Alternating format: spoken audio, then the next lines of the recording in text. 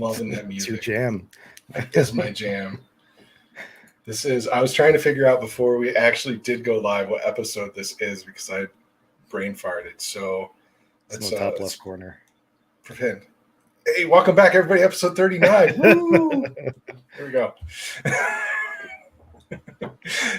So tonight we've got a local girl that went up north. Well, kind of local. She was here.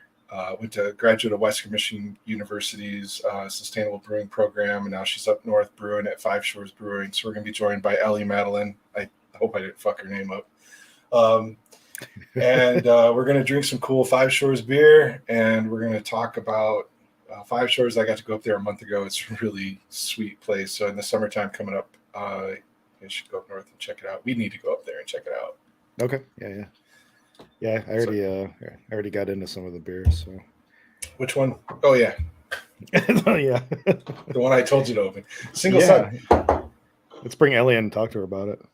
Why? Let's just drink. All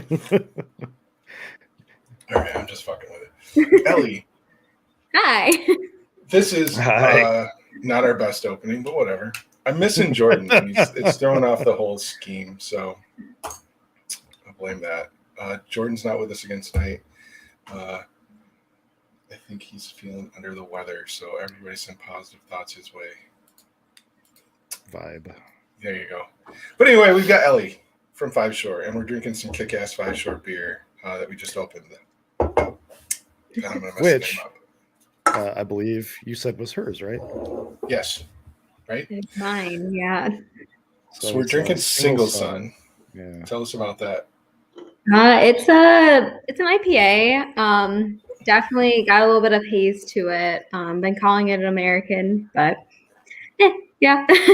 I went for just like a really pretty yellow color, which is where the sunshine came from in the name. It's gorgeous. Yeah. Isn't she? And that lacing. Yeah. So what hops? Or is it a super secret recipe? Not too secret. Mostly like a pale malt as a base. The hops, let me try to remember. It's been so long. You moved on to bigger and more awesome recipes. Yeah, I've been doing so much. Either was, oh gosh, I'm blanking. It's fine. It's all good. We on the spot. Mm-hmm. So it's very citrusy and delicious. It's yeah. It's just pretty sunshine. Easy.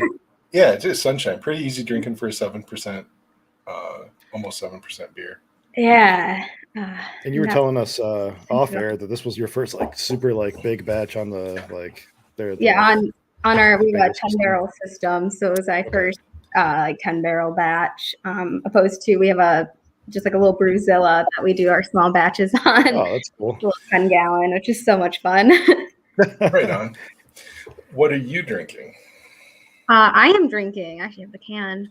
Our pastry stout, which is part of our it's a collaboration series we're doing that's with Black businesses, and part of the proceeds go to support Black businesses.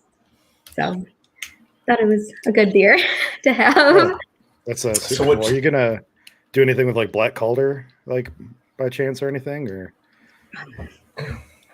Hopefully. Okay. I'm not 100% on the details of that yet, but we're hoping. Cool. Very cool. We are also hoping to have Black Calder on the show someday. No, so yeah. If you do get to do a collaboration with them, maybe say, hey, have you guys heard of Michigan Brews? That would be super awesome. If I can pass on your guys' info. If you get a brew with you. Yeah. Really hoping.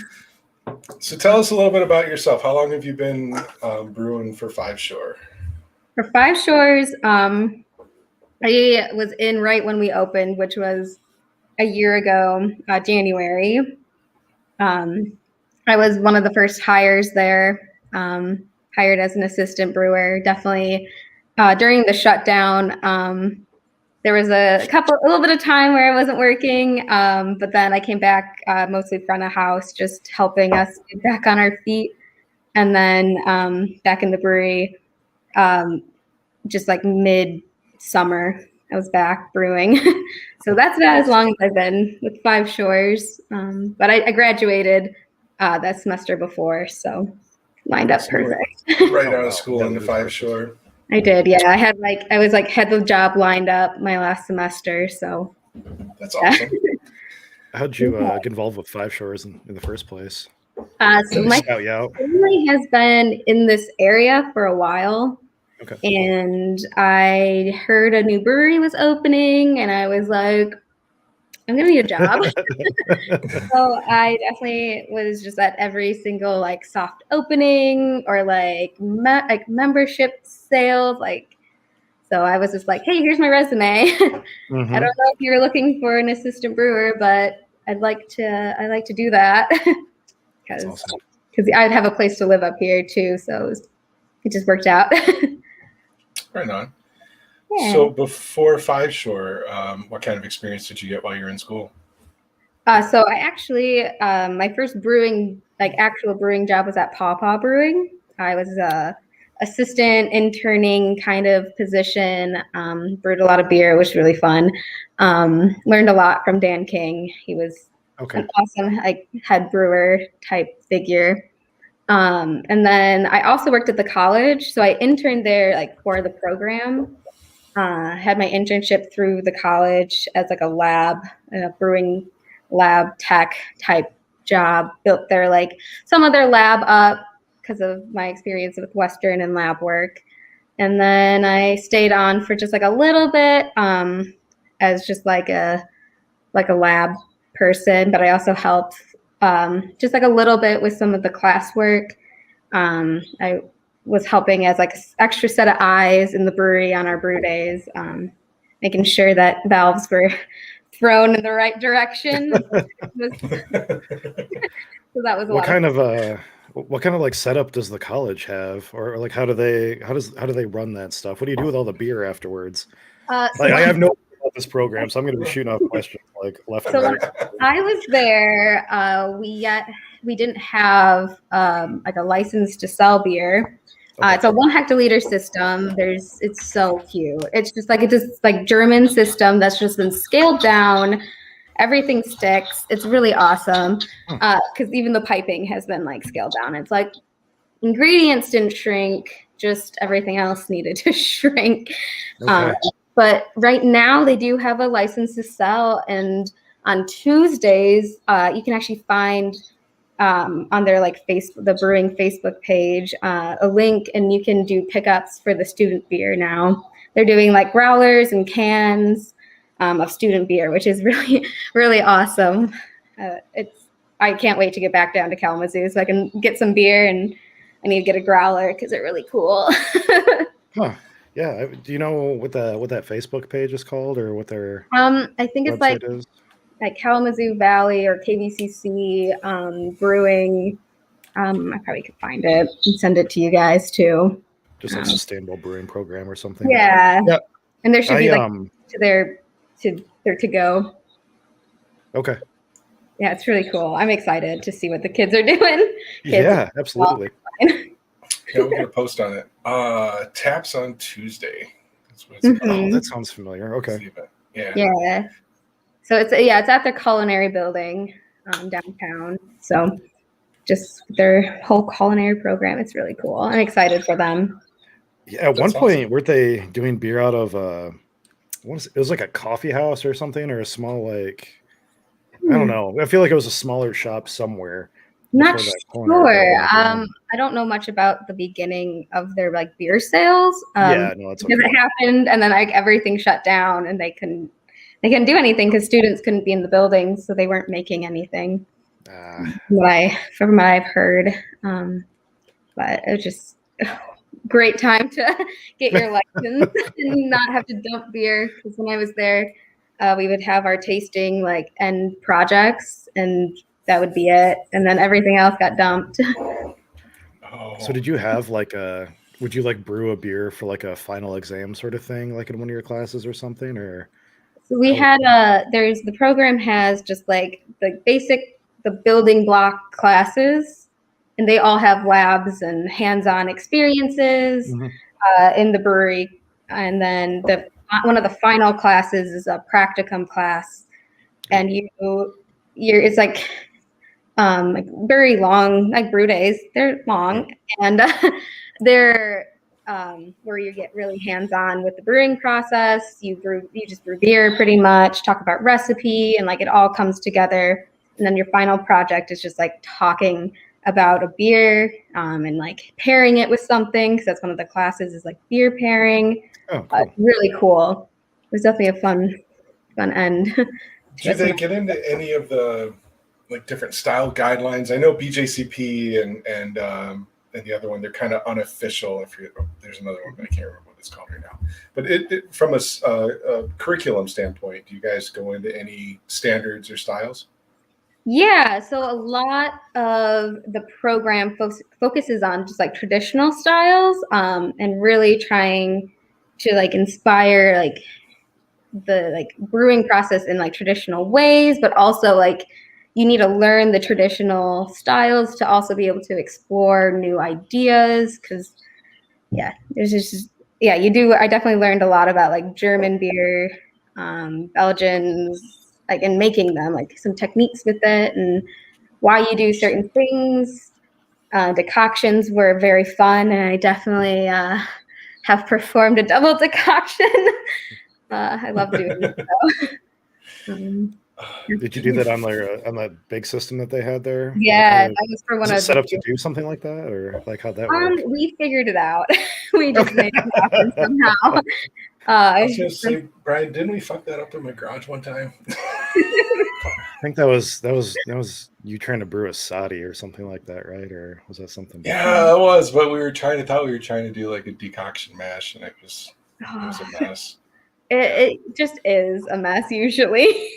So for those that might be watching and not familiar with like the brewing process, what is like a single or like a double decoction? So you take a portion of the mash water out as it's been sitting in the mash, and you bring it up to boil usually, and that you've usually calculated what it takes to raise that mash temp then with this boiled portion of the mash. And it just adds like some like Maillard reactions too, and just some crazy flavors, and it's really fun. It's fun, but a lot of work. Right. So hence the long brew days, apparently. Yeah, it's going for that caramelization, multi style beers. Definitely, yeah. That are just a pain in the ass. Yeah, and it's usually like German beers, and it's like this is a traditionally done with a decoction, and you're like, okay, well, I can do other things too. Maybe. What kind of beers do you guys do up at Five Shores? Is there like a kind of a specialty that you guys are doing right now, or what's like your kind of style? Like, what do you like to do? Oh, that's a good question. Our head brewer came from Wolverine Brewing in Ann Arbor. Oh, okay, awesome. So Oliver Roberts, he definitely is very amazing with lagers. So we definitely have some solid lager styles that we explore. Definitely some very traditional German lagers too. Two of our best-selling lagers, we have an American lager and then a amber lager that just sell like crazy. Local Legend and Benzie Original, they're really awesome. I think we have cans of those, right? I was just gonna say. Awesome. Beautiful. My camera's gonna screw it up, but yeah, Local Legend, Benzie Original, and that really answers a lot. Like I thought your lagers were pretty killer when I was there, and I think I've tried both of these, but then I didn't realize you came from Wolverine, which is very. I was gonna say I absolutely remember having great lagers from Wolverine. So yeah. And awesome. Learning from him lagers has been like this like experience, because he knows it so well, and just little pieces of a lager, and you're like, oh my god, I would have never thought of it that way. Just like recently I've been working on one too, and he was like, I probably would have done that different. I'm like, okay, I knew that before I did it this way. But I'm excited to be working with him with lagers. We do so many different styles. We try to not lock ourselves down to just like a certain country or like style. Lagers. We do a lot of sours because there's one of my favorites to brew just because they're just a lot of fun. At Devil, we do a lot of kettle souring, which we might have something in the works coming up with a kettle sour. Nice. I'm excited to release that one. We have one, I think, in our we have float on here, don't we? That one we just sold out at the back room, but it's a lactose kettle sour that I definitely made. Awesome. Good. IPAs, we definitely do a lot of New England style IPAs. Try to do some West Coast inspired, American, just like hit them all. So, since Jordan said hi, and that reminds me, and Jordan can't be with us. Hope you feel better. We miss you. But in honor of Jordan, now you were doing like this whole series. Speaking of like working with the Black Brewers, it was all around like Southern themed beers, right? They were pumpkin, sweet potato type stuff, wasn't it?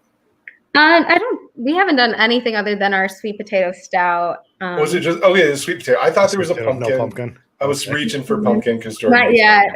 Okay, sweet potato. I don't know if I want to do that.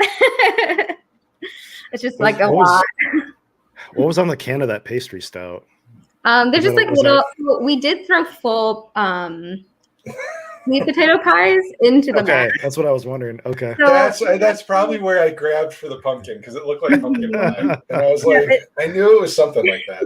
It's so cute too. All our labels are just adorable. We have like the coolest artists too, so it's been fun. Cool. But yeah, we threw some full sweet potato pies into the boil on that one, and that was fun. How fun! Do you get to clean that up? Is that one of your beautiful responsibilities? Fun to clean it up. Like we were just having a great time, and then me spraying out my boil kettle later was like, that's not going down. Oh no! What do you have to do to like deal with something like that? Even like on that sort of scale? I definitely, it's not terribly large. I definitely grabbed I have just like a little like rake to get all of my grain out of my mash tun. I definitely used the handle to just like move it a little bit, get it down there. Yeah. Send water back up. What are you brewing on? Is it a 7-barrel? So it's an we have a oversized boil kettle, so we can do 10-barrel batches, or actually we could probably do more, but our mash tun is just it's a little bit undersized for what we could produce, but all our tanks are 10 barrels. So 10-barrel system. Yeah. Cool. It's so cute. Purposes. Yeah. So our system actually was originally Storm Clouds, and we bought it from them. And it was, so Chris from Storm Cloud definitely has his memories from there too. That system, it's so fun though. It's so manual. Everything is just so hands-on. It's fun. Yeah, that was the day that I got to come by. I just left Storm Cloud from drinking a whole bunch of beer. My wife drove me over to Five Shores, so Ellie was cool enough to give me a tour, and I saw all of this, but I couldn't. Obviously, I saw pumpkin pies. And that up. Whatever. It's a cool little brewery. It's so fun. It's in like what was the building? Auto. So yeah, the building used to be an Oldsmobile dealership. Nice. Which is so cool. When they did the build out for the brewery, they had to like remove the wells because it was also a service station. So they had to remove like the car wells from the building. It was pretty cool. So they did that and just changed the whole thing. There's like a creepy little apartment upstairs that like there's no like electricity. It's just like a toilet is randomly up there. It's so bizarre, but it's so cool. But I mean, your cellar's really cool, and it's like all of the brew house plumbs down in the basement, right, or the lower. Yeah, so our little cellars is downstairs. on the like opposite side of the building from the brewery, and all the beer just gets sent through some lines that we've put through the basement. Wow. It's so fun. We have like 8 serving tanks down there in that cellar, and you can have like 8 beers on at a time, or 10 beers. I think we have 10 taps. I can't remember. It's okay. We can't either. Yeah, it's fine. Since it used to be a car dealership, is there like a lot of glass around like the building then too? Like a lot of windows and stuff like that? There is. Yeah, the natural light in there is like incredible. We have every customer that comes in there pretty much is like, oh my gosh, the lights it's so bright and cheery. Yeah. All those windows, man. We definitely have like all the old doors hanging and like used as like some of our like sliding doors for closets. It's really cool. Wow. My brewery has one too. I love it. It's gorgeous. Yeah, so you guys are technically in Beulah. It's part of Benzie County, though. Benzie County's got a lot going on. So if you're down here, where I think most of us are in Southwest Michigan, you got to go up there and check it out. You got Five Shores on Crystal Lake. You got Storm Cloud right on Lake Michigan. Yes. Rose. I'm gonna screw up. What's your distillery up there? Ironfish. Ironfish, yeah. So Ironfish. They're awesome too. We're using their barrels for one of our barrel aged stouts that we've, I think, already sold. Sweet. Dang. Nice. It's tasting great for anyone that's bought it. It's emailing us about where it's at. It just needs more time. Oh wow! So you've pre-sold this shit before you've even bottled it or canned it. Whatever. That's awesome. Yeah, it was definitely like a COVID. Like, we're gonna start selling this, and yeah. That's awesome. I and not to interrupt you, Jason, because that's what you do. That's the other thing that we do on the show, aside from getting off topic, but it's Brian interrupting people. But I just finished my single, son. What's my tasting order? Where are you going next? So we've got. I think we've got Local Legend, Benzie Original, and Float On are the 4-pack that we should have. So where should we go now? I mean, you've already had an IPA, so Local Legend. Yeah, that's fair. Okay, so I don't think it matters at this point because you've already had an IPA, and Local Legend is definitely light. Benzie Original is really good though. It's nice and malty. You got a nice like toffee caramel to it, a clean yeast finish. It's pretty tasty. So let's do that before we crush a kettle sour. Benzie. Definitely. Benzie. So you guys are obviously canning some stuff. Was that a plan before COVID started, or was that because of COVID? Or so yeah, all our canning, we had planned to do cans. So we have one of those little Octobers just for the tap room for any of our like in-house sales, just on the regular. All the cans you probably have are just our like basic labels that we use in-house. And then all our can releases have special labels. So like this one has the art done for it. So, and COVID it definitely like accelerated the plans to have a lot of cans because a lot of the to-go, had to be done in cans. So I went through a lot of cans, even though there's a can shortage. But yeah. You made it work. Yeah. Do you guys filter at all? No. So most of we just use finings for most of it, and a lot of cold temps. Thank you. Yeah. Cold temps and finings are how we get clarity. And sometimes I like look at glasses in the tap room and I'm like, probably should have waited a little bit on that one. We only use just finings, and we do have a filter, but it's so big that we just we don't even want to go get it from storage. Yeah, we have time for that. Yeah, fine. I'll just use finings and it'll be fine. No, this is super clean, but malty goodness. Like, oh man. It's definitely one of my like favorites, and I plan to keep it on tap whenever I can. I definitely have something that might replace it for this next batch, but like in the works, but it will come back the moment I don't have something that's like a lager and malty and delicious. And is this sort of like is this like a Vienna lager, like, or is it just like amber? Okay.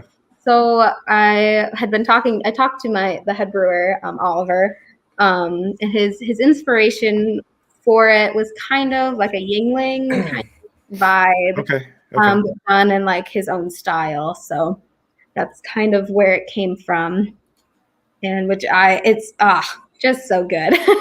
It really is. Yeah. It's like it's the summer lager that like I wanna drink like a ton of, definitely. Yeah. No, it's really like malty.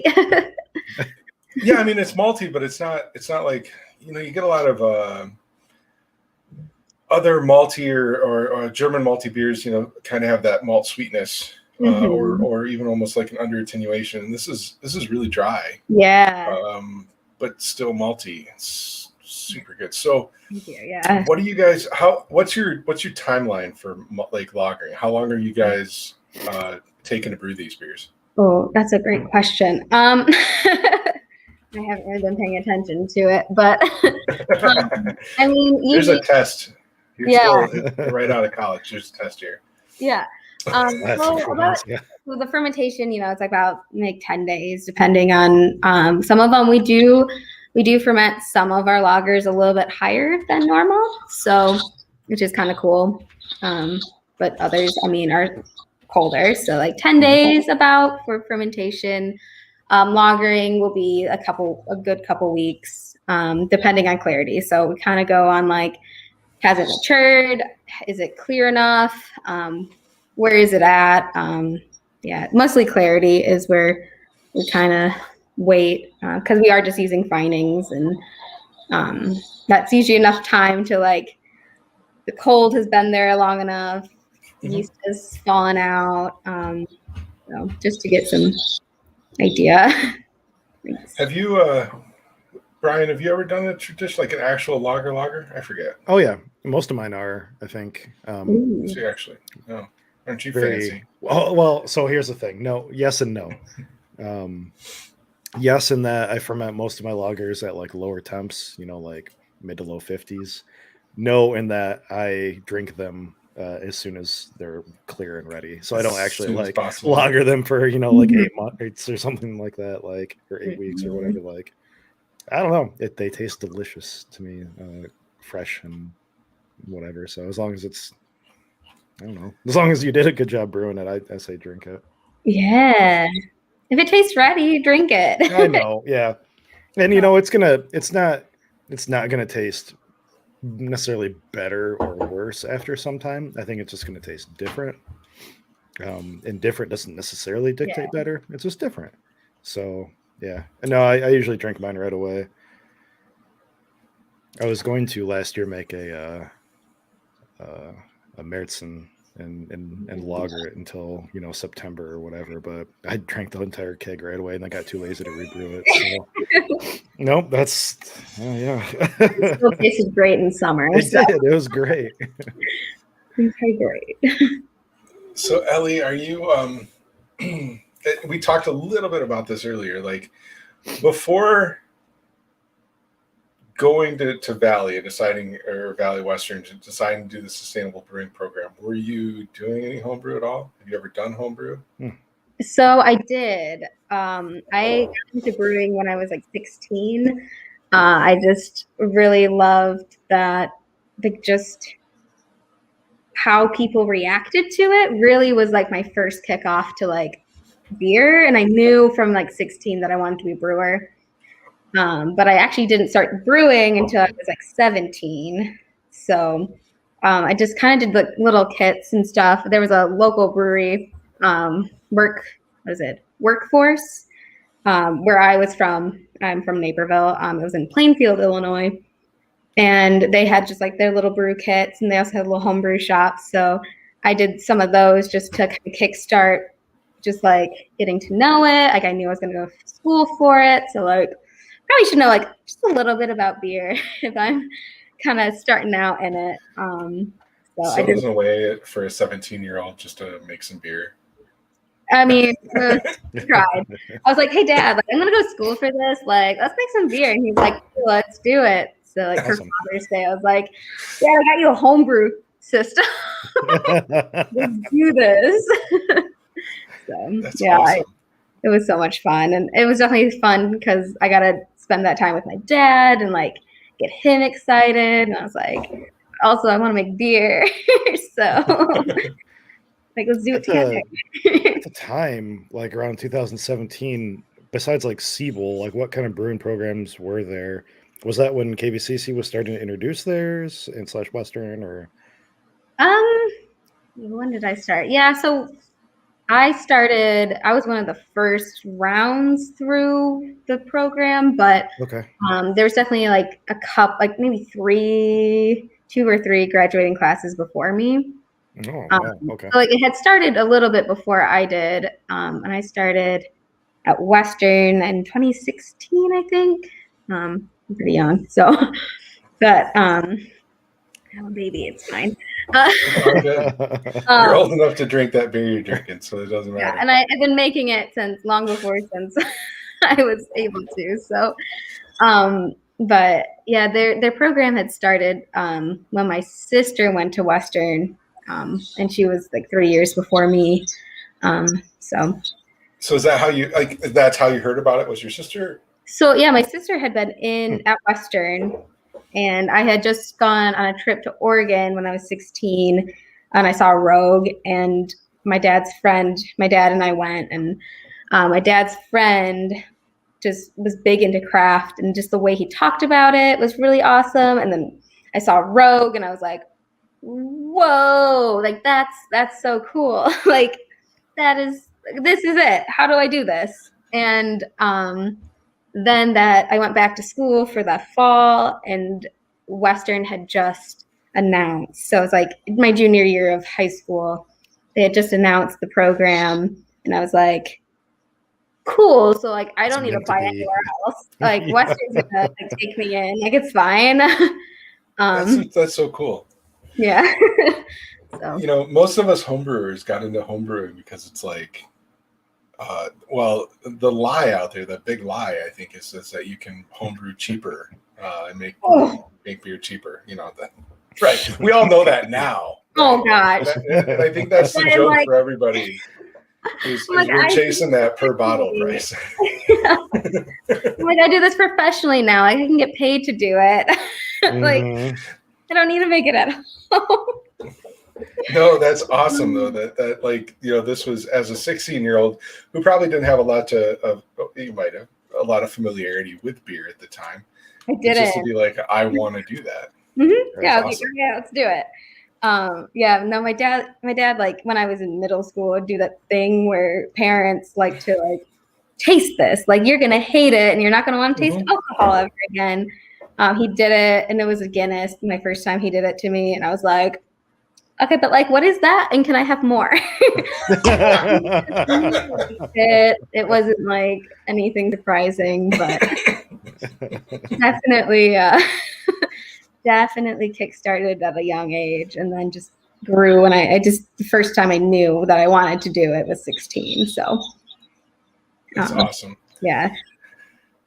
So you're like I said this before the show. You're like the first one that I think's been on our show. We're only 10, 11 months old, but most of the time we have these brewers on that started like us. Like Trevor, that was in college and brewing to make cheap beer, and but all of our friends the same way. Yeah, cheap beer.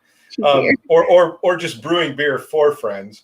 They have decided, I want to start a brewery, but you're like, no, I want to be a brewer when I grow up. You're on the on this completely other track from like everybody we know. And I know Drew's watching. Drew is going through starting a brewery now.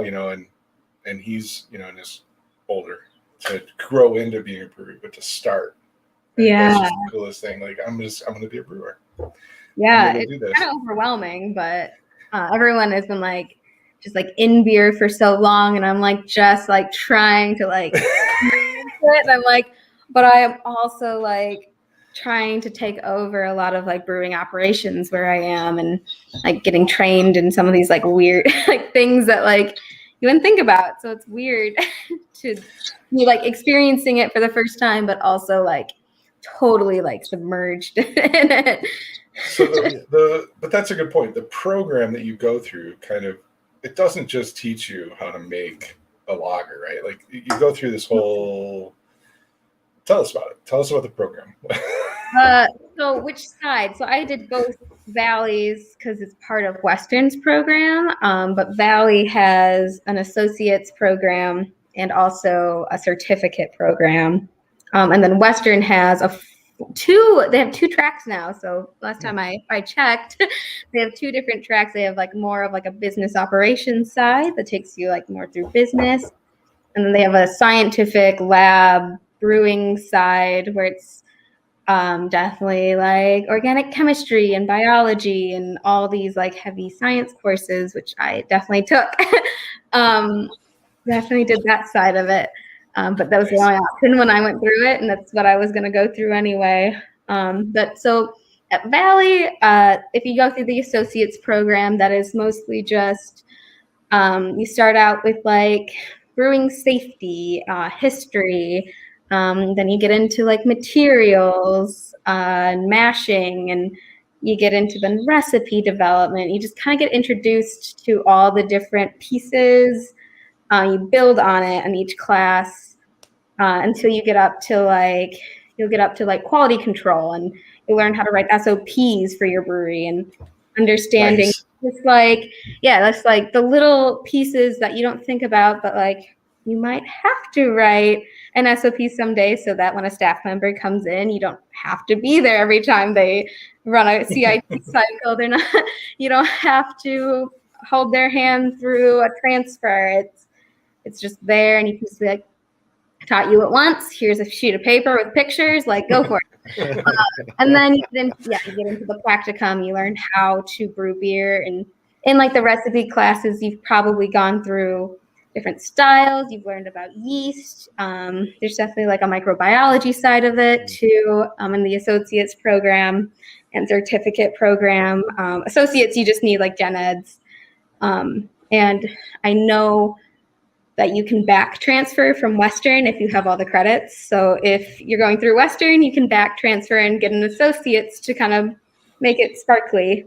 And then get your bachelor's on the Western end, which takes you just through just a generic like food science type understanding. All the general chemistry classes, physics, biology, gen eds, what else? Yeah, that's pretty much it. But No, that's a lot of that's like a lot of stuff. And I'm not focusing on anybody, but I just think a lot of brewers are people that get into it because they enjoy home brewing and they want to open a brewery, and they got to figure out, restaurant, business. In reality, it's maybe 20% beer. Right. I remember talking to a gentleman that used to be in brewing, and he was like, I got bummed with brewing because it was all sales, and he's like, I didn't want to be a salesman. So, but yeah, like, to go so far beyond, it's not just making good beer. So those brewers out there that are doing it, or those home brewers that do it, you're my heroes. Yeah. It's a good program, definitely, to go through, especially now that they're changing the courses and sending students on another side of like brewing, like from a business perspective, is like another. I don't know much about it. I just have heard like in meetings with the advisory board that Western is taking it in two different directions. And I've also heard that their new student center is going to have a pub in it. I've heard that too. So I'm excited for that. And they're also hoping maybe a small brewery in there as well. So for students to also operate the brewery. I was going to point out and I don't know the reality. So this isn't, if you're coming to Michigan Brews to get your news, you're in the wrong fucking place. Yeah. But the taps on Tuesday that Valley does that they're offering right now actually ends the end of this month. The last Tuesday of the month is the last Tuesday that they're advertising. And I've heard from another source that is because soon after or somewhere after that, they're going to just be opening their pub. And so they won't have to specify a Tuesday event anymore. I don't know if that's true. Like I said, if you believe that, then that would be awesome. I'd go to that pub. I'll be there. I'll drive down there. No, we went through. This was before COVID, though. I think we had started to talk to them. I think in the keepers space, or I talked to somebody. Oh, you know what? It was a AHA get together. Valley, somebody from the college was at the AHA get together the year before COVID, and they were like, "Yeah, we're going to do this. We're going to open this pub, and we're going to have because it ties in with the restaurant, right? They have restaurant services in their culinary program." Yeah. And so they were gonna do the food, and the students were gonna do the beer. Fuck you, Brian. So yeah, no, I think that's where it was. But anyway, and then I've heard other rumors to the mill that they're coming. You got a ticker now. It's beer news too. Beer. No, news.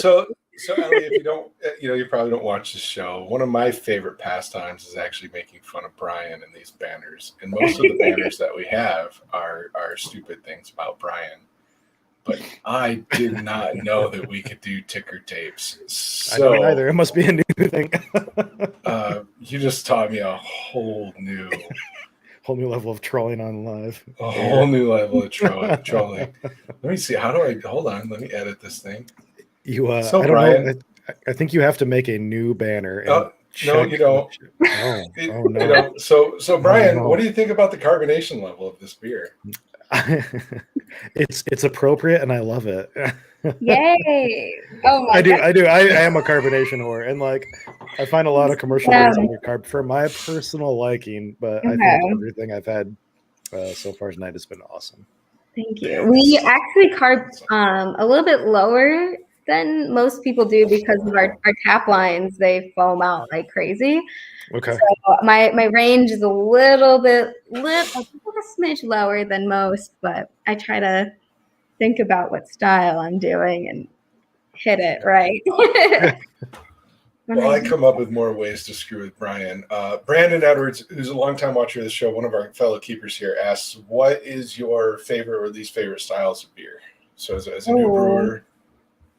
I personally love New England styles, but that's because one of my like first experiences in beer was in Vermont, because my dad, he lived there for a little bit. So we went out there and I was able to go to some Vermont breweries, and just like a New England style just felt like the perfect like starter beer. It's an IPA, but it's not bitter. It's soft. Yeah. It's super hop forward and usually fruity. Like it just like felt like the perfect like beginner beer. And they're just good if it's done right. Which takes me to the least favorite style, which I don't have. If it's done right, it's done right, and it doesn't matter what beer it is. Like it could be great or it could be really shitty, and more of like per beer, really, because I don't have. Have you ever had a style that you brewed that was just like, I don't know, you didn't have fun with, or you just don't like brewing it? I think I like something about every brew day. I also hate probably something about the brewing process. And it's usually carboning a beer, just because I have a Zom and I have to shake it every time. Wow. Every time I need to check it as I'm carving it, which is it's not my thing. No, it's fine. I try to take it somewhere no customers can see. They don't need my eye contact while doing that. Yeah. So the real answer there, Brandon, is that she's young and she's not jaded yet, so she hasn't found the hate. It's She will. fine. So, in your trip to Vermont, did you? Where'd you go? What iconic Vermont breweries have you gotten to check out? Well, iconic would be like the Alchemist. I've been to the Alchemist a few times now. But I think my favorite is in downtown Burlington. It's called Foam. And they just knock out beer. It's really good. So if you're ever in Burlington, go to Foam. I definitely recommend it. Awesome. Definitely have a can in my fridge right now from Foam because my parents just went for their anniversary. So that is super cool. Yeah, no, I've had I did a road trip to buy some Vermont beer, and I think I had a religious experience at Hill Farmstead. So yeah. I didn't get to go to Alchemist because they were the room was closed, and instead we sat outside at some shitty little party store for 8 hours to buy Alchemist beer. But whatever. That's fair. Yeah, that's usually weird random gas stations is where you can find like Kitty Topper. I have found it at some of the most random gas stations in Vermont because that's just who has it around. So good tips, right? Definitely. Did you get to go into Hill Farmstead? Were they like open when you went up there, Jason? When I went, yeah. Oh yeah. Oh, okay. They were just working on one of their expansions. I don't know. Yeah, this was before COVID. Oh, so you're thinking about that Boston trip I didn't take. I didn't actually go to Hill Farmstead during that. Yeah. Okay. Yeah, in the middle of COVID, I got to bug up my ass and drove to Boston for beer. And I was going to go to Hill Farmstead again, and I didn't because I think they were only doing curbside.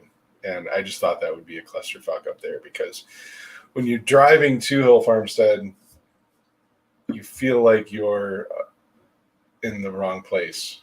Or you expect to hear banjos in the wind. Oh, no.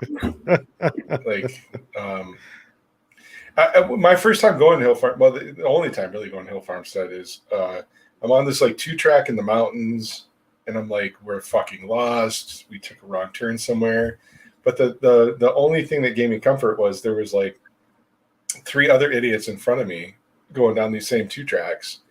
And then you pop out on this mountaintop and there's this beautiful brewery on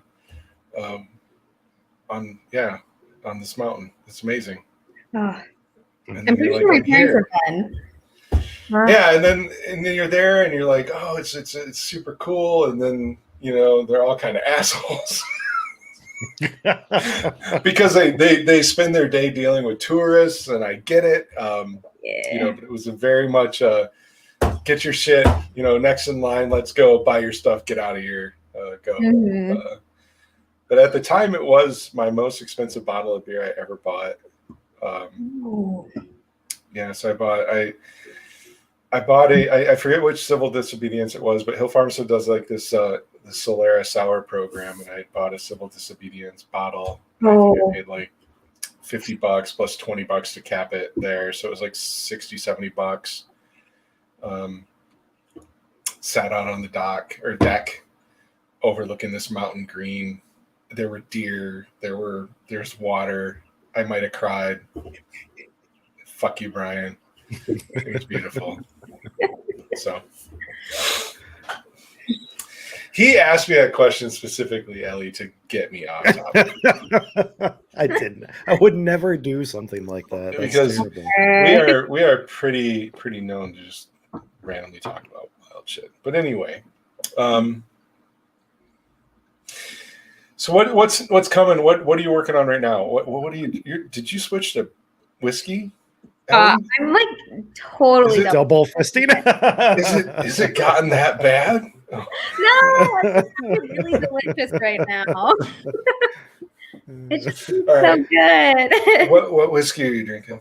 I'm actually drinking Rogue's Dead Guy whiskey. Oh, I haven't had that. Dead guy. I This haven't had that. is my boyfriend, Dead Guy. Nice. That's why I keep the bottle around. But yeah. So we did this really wonderful show with, let me get the title right, Michigan's own country music superstar, Drew Jacobs. Oh. Is that good enough? Somebody will tell me if I'm wrong. And Drew didn't really drink beer, so Brian and I and Jordan sat and drank bourbon with Drew all night. And Malort. Oh. Mm-hmm. Oh yeah, you're familiar. Oh, you know what Malort is, right? Oh yeah. And so we that was our longest show ever. I think at like 2 hours and 45 minutes of hell drinking. You were drinking Malort. It's fine. No, I think I only took Malort. It was just me, yeah. And he drank Malort because some lady in Texas paid Drew $60 for Brian to drink Malort. Yeah, I feel like I got the short end of the stick there. You did. You might have, yeah, definitely. And a t-shirt. And a t-shirt. She got a t-shirt too, I think. So I think Drew said he was going to sleep in it. I still had bourbon on my desk from that show, so I'll drink it. Cheers. I keep one by my bed too, a bottle of bourbon. Bedside bourbon. You gotta have it. It helps you sleep. I get it. Mm-hmm. Right next to the melatonin. Mm-hmm. Yeah. In your life. I'm gonna tuck into this kettle sour. Ooh, you're gonna go straight to the kettle sour. I know. We have local legends still. All right. I haven't opened this yet. Legend.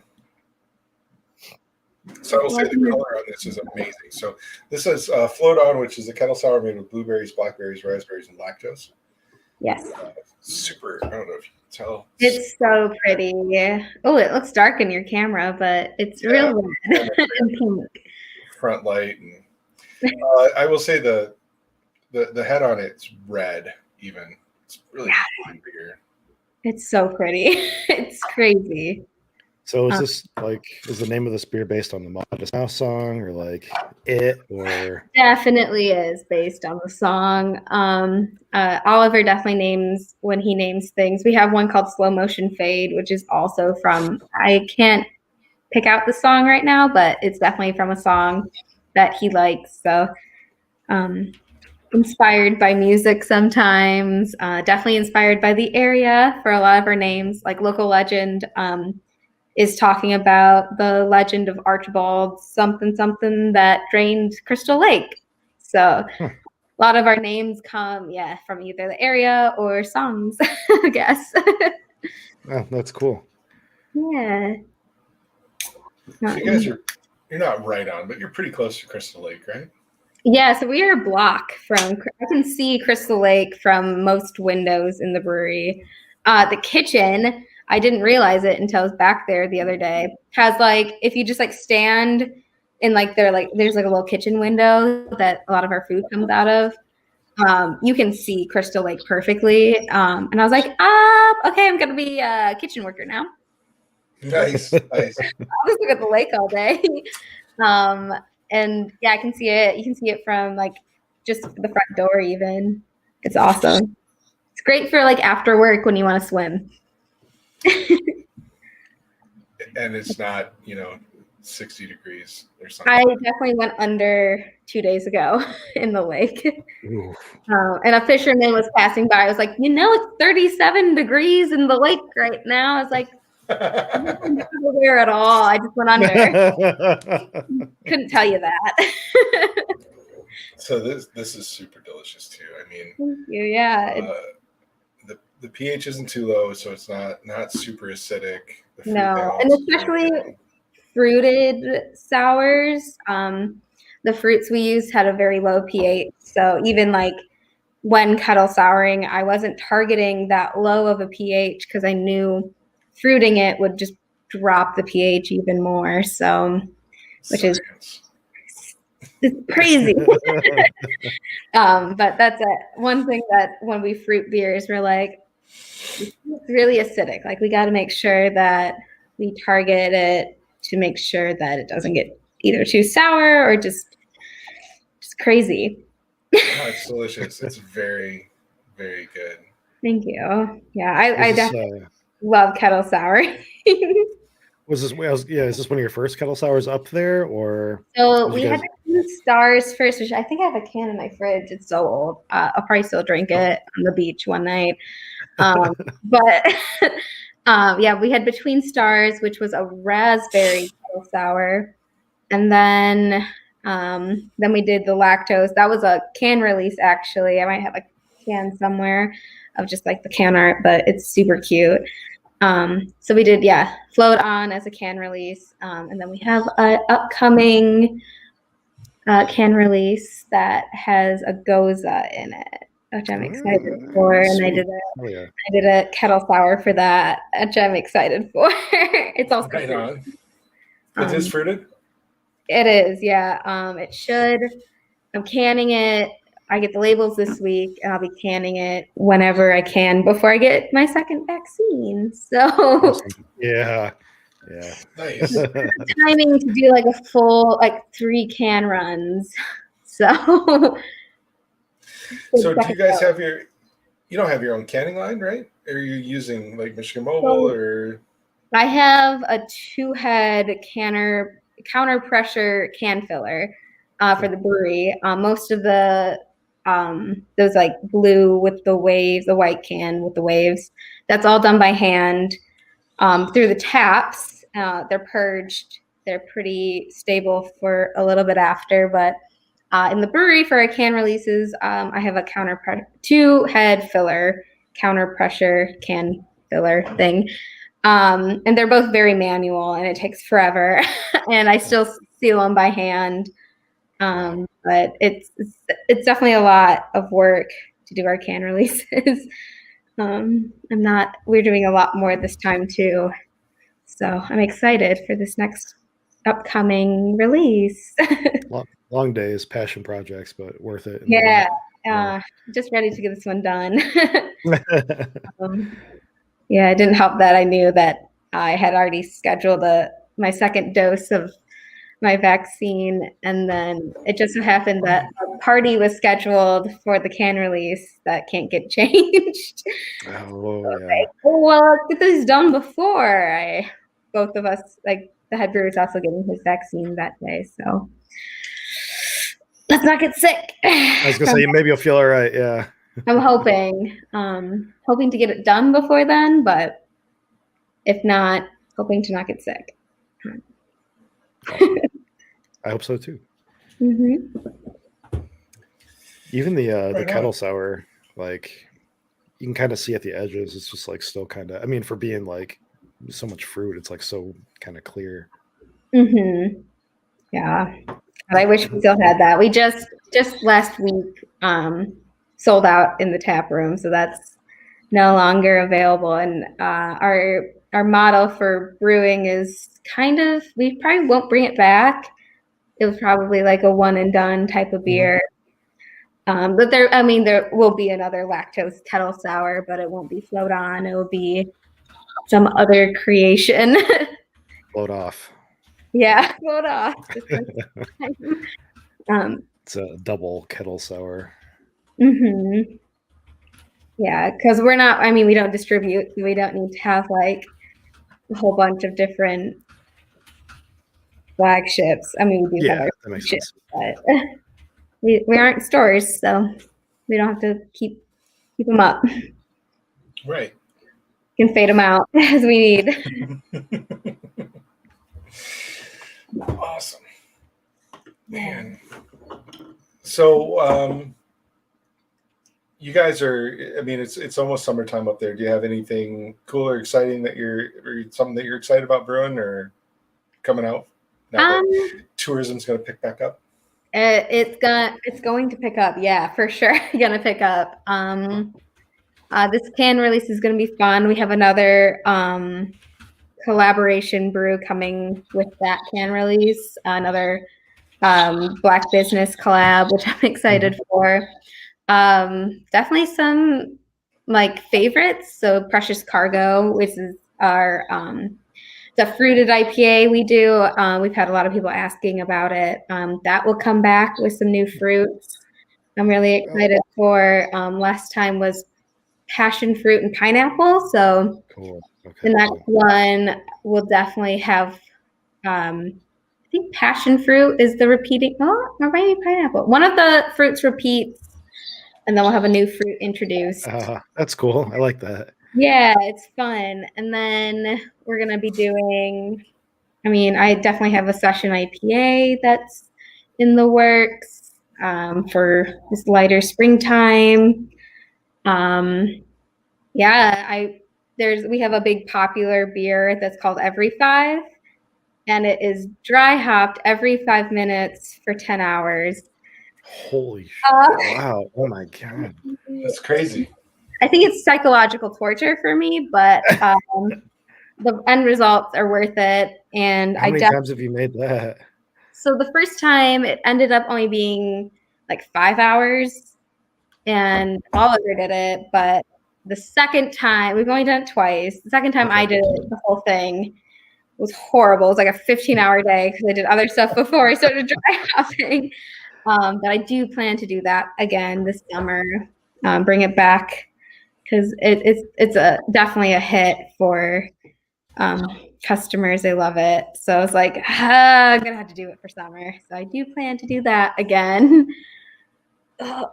I regret it already. It's fine. It's a lot of up and down. It's about the passion, right? Yeah. It's like 120 dry hops or something crazy like that. God.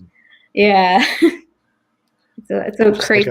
Like half an ounce each time, or like. So it's about 4 ounces per dry hop. And I just like keep my PRV just like loose on there, and I just like climb up there, try to do like some other brewery work, like get distracted by a every 5-minute timer. It's so much fun though, and it does make a good beer. So I'm excited to do that. And yeah, we don't have that much. I'll probably make another kettle sour. We do have seltzers coming at some point. Cool. Which I have one made. It's just I need an open tap, and I also just wanted to clarify just a bit more. Since we don't filter, it's hard. Yeah.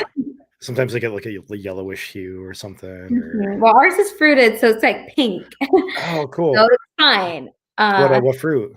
We're doing a blackberry, and we're using real fruits, so we get that pretty pink color, which I love. Puree or whole fruit, or it's a puree, yeah. Okay.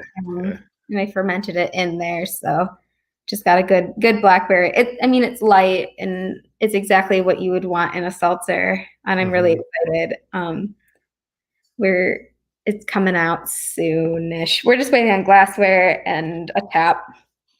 I asked this because I know you mentioned that you had some carbonation issues, because of your system. Is it like sometimes seltzers are carbonated like quite a bit? Like, do you have any issues with that, or? So right now, the only issue I'm having, I started carving it as it's clarifying, just so I could like get it started, so it doesn't like kick up a whole bunch of haze into it and later on. But since there isn't a lot of protein in it, it's just it's a seltzer. There's not a lot of protein. I shouldn't have too many issues with my tap system foaming out, which is exciting. So I guess it all just kind of like trickles away, right? Yeah. Yes, I'm just like targeting a normal like volume for that, which I'm excited for. I hope it's tasty. But my temperature in my cellar is a little low, so carving it is proving challenging. So I'm gonna go as high as I can get it, and then hope that temperature is just a factor for it. We cool our cellar with cool bots. So it's just like little like in-wall air conditioner, like window unit type things, and it doesn't stay that cold. I need a little bit of that this summer for sure. How many of those do you have running? Like I have 2. Okay. 2 of those, and it tries to keep it in the 30s, but I'm in and out.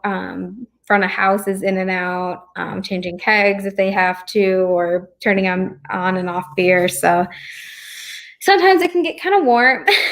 Yeah, sure. I clean tanks down there, so if it's going hot, if I'm doing a caustic cycle, it has to be warm, so that can heat up my cellar too. Oh wow, okay. Mm-hmm. I didn't even think about that. Yeah, people are like, why is it foaming right now? I was like, I might be running a CIP on a tank down there. I'm sorry. It's like 40 something degrees. It's not too bad. Foam. Yeah. The first time I ever heard of those was Drew, again, who's in chat too. He was starting his brewery. He just installed one of those for his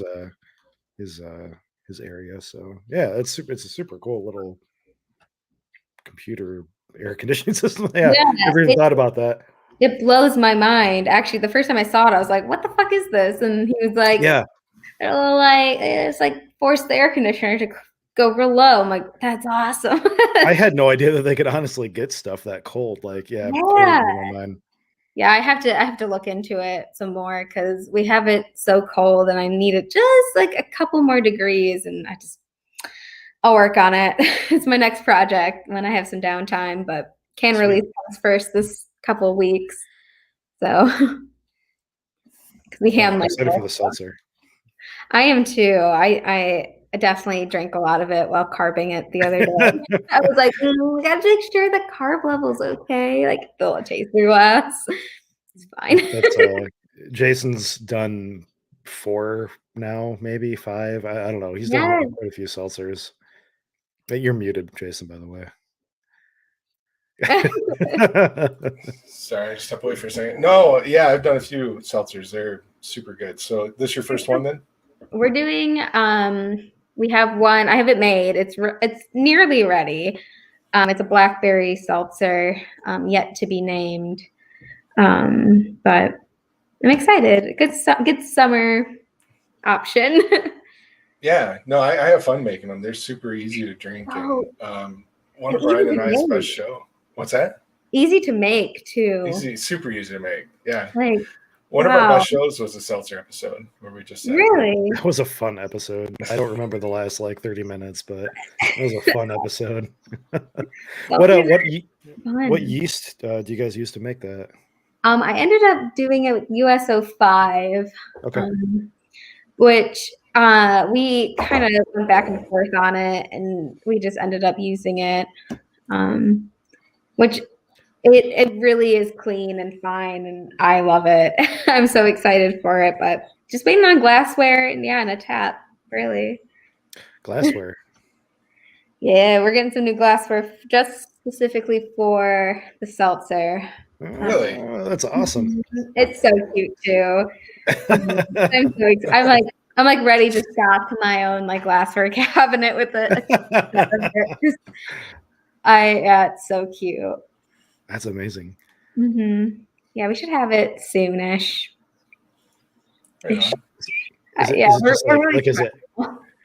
Is it a particular shape? Is it etched? I know you said it didn't have a name yet, so obviously it's not branded for the seltzer. It just has this our logo and a little bubble puppet. It's real cute. It's pretty cylindrical. It's super cute. I'm so excited.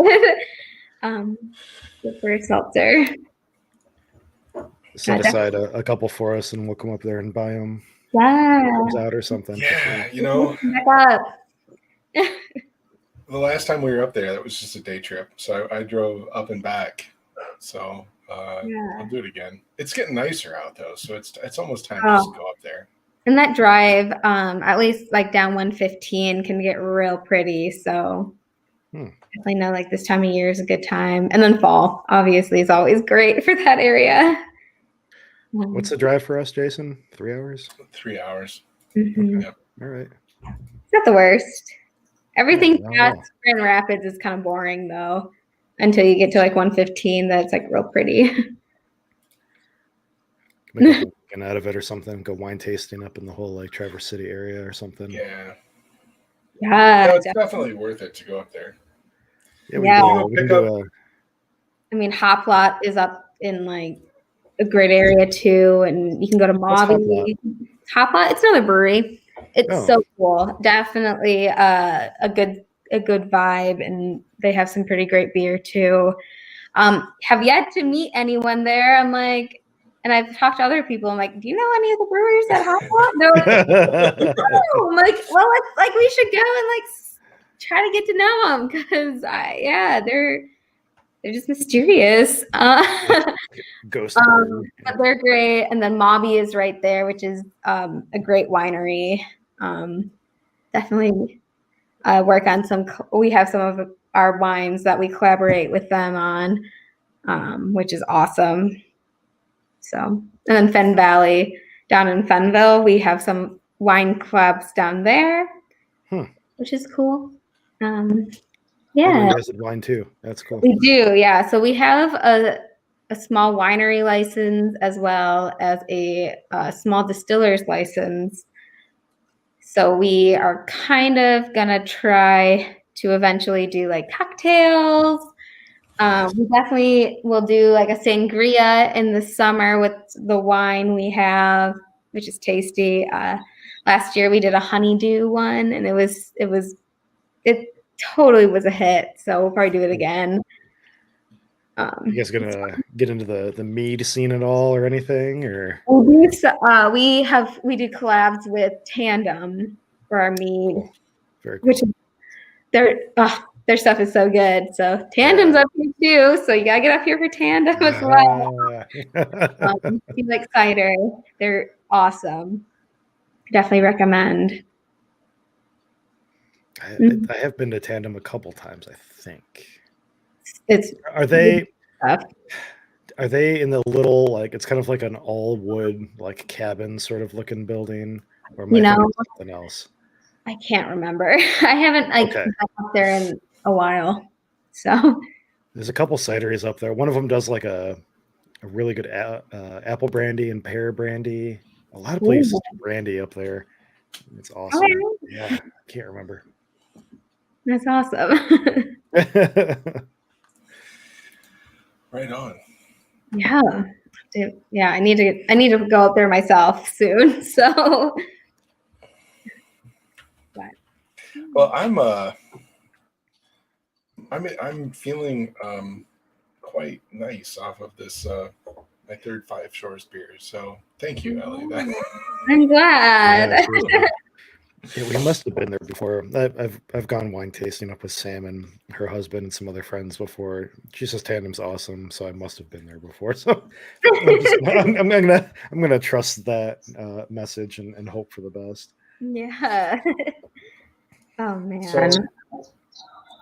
So again, yeah, people that are heading up that way, if you're in the area of Beulah, Benzie County, Storm Cloud, whatever, Traverse City, go check out Five Shores because it's kicking. This is really good sour. I'm like enjoying this. Yeah, really is, super solid. Thank you. Yeah, I have been finding a lot of joy in making kettle sours.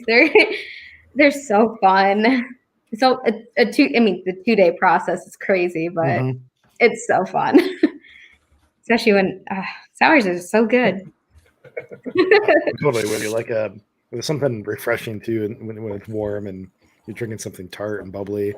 Yeah, or that goza I got coming out is I definitely gave like samples to the whole staff, and they were like, this is on tap for summer, right? Because they're so excited because it's gonna be a good one for the beach. I can't wait to hear about it. Yeah, I'll be on the lookout for the mystery fruit, I guess. Yeah. I might have to ping you, Ellie. It's definitely like some citrusy flavors. When are you expecting that on tap? On tap. Or in the can release? When's your can release? Can release. When we first do our like can pickups, that first day it's on tap. So it will be on tap in like 2 weeks, so 2 weekends from now-ish. The 16th is our can release party in Ann Arbor or something. I don't know details. I just know cans have to be there. So it'll be on tap that weekend. Right on. 16th. Yeah. I've got to come back through. I'm coming back. I'm going up to Houghton the last week of April, and then I got to come back down. We're a little bit out of your way for that drive, but I've gone out of my way. We'll figure it out. Yeah, no, we'll come. We'll get some. If not this one, then the next one. Yeah. Right on. Well, for sure, bring Ricky. Absolutely. Yeah. Get on him. So, thanks for hanging out with us tonight. I'm going to play our shitty little intro or outro. This is our outro officially. But because I never put music to it, here I'm just going to play it. Everybody can hear us while we talk through it. And it's just our thing. So it's been our thing lately. Cool. So Sam and Travis are going to help us make a intro, outro officially. But that was it. That's the show. So thanks, everybody. Thanks, Ellie. I really appreciate it. Absolutely. It was great getting to hang out with you and learn about Five Shores. Everybody should go drink Five Shores beer. God damn it. We'll definitely be in touch. I have to get up there at some point in time too. So I'm going to humbly request my tour right now. And absolutely, yeah. Cheers. Awesome. Around. Cheers.